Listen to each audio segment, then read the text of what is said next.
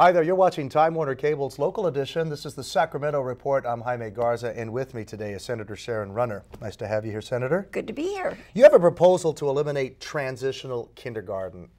I've never heard of transitional kindergarten. What is it?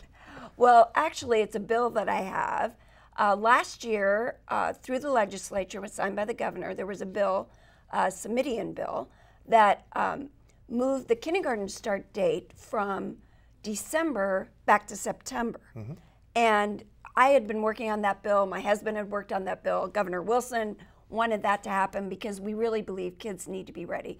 40 some other states don't start their kids till they're 5 in kindergarten.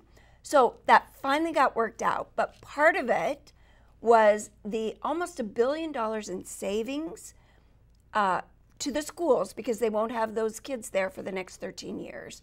Was moved to a transitional kindergarten. That means those that were unable to go to school, whether they could afford to go to preschool or it didn't matter, would have the dollars to go to this transitional kindergarten. Well, I think that's horrendous. One, it's a brand new program. What is transitional kindergarten? You don't know, I don't know. Teachers at the colleges don't know. What do we train people to do? And I believe those dollars need to go back into the K through 12 system. We're talking about cutting schools, people are getting pink slips. I want to see more dollars going directly to the local districts. And this is one way to get almost $1 billion to those school districts. I'm going to interrupt you here because I'm still a little confused by transitional kindergarten. If we're talking K through 12 and money going through K to 12, are we saying that there's money set aside for kids to go to kindergarten when they're much younger, so we're taking that money? Is that what we're saying? We're taking that money that's saved, about $1 billion, and make this totally new program that will be underfunded. It's going to be a new state mandate. Eventually, it'll turn into universal preschool. But right now, it's supposedly transitional kindergarten. I see. So just for those students that have those fall birthdays that cannot go to kindergarten. So one, it's just, you can't take a certain population and give them some kind of advantage over another. What if the child was born, you know, end of July or end of September? It would work, but not if they were born end of July and they started school in September.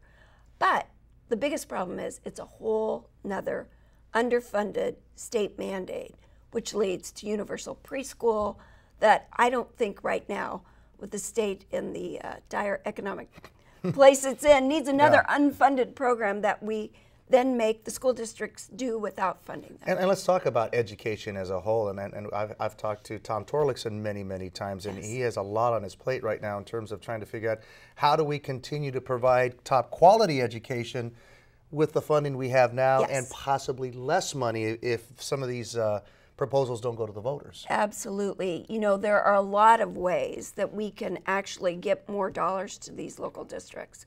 We have so many mandated programs. We have categorical programs, different money pots for different things. I have my school districts in my area sending me all the programs that they don't use the dollars because they don't have particular students that meet this little niche. But the money's there not being used. Or used otherwise. Yes, and you could just block grant that money and say, you know, every school is different and the needs of the students are different. Every district is different. So if you give it to the schools, then they can actually decide what program they need to do and locals control. Senator, it's very complicated and very difficult right now. Senator Sharon, thank you so much, and thank you at home for watching Time Warner Cable's Local Edition, the Sacramento Report. And don't forget, you can always find this interview and others just by going to My Government on Demand, and you'll find that on Channel 1.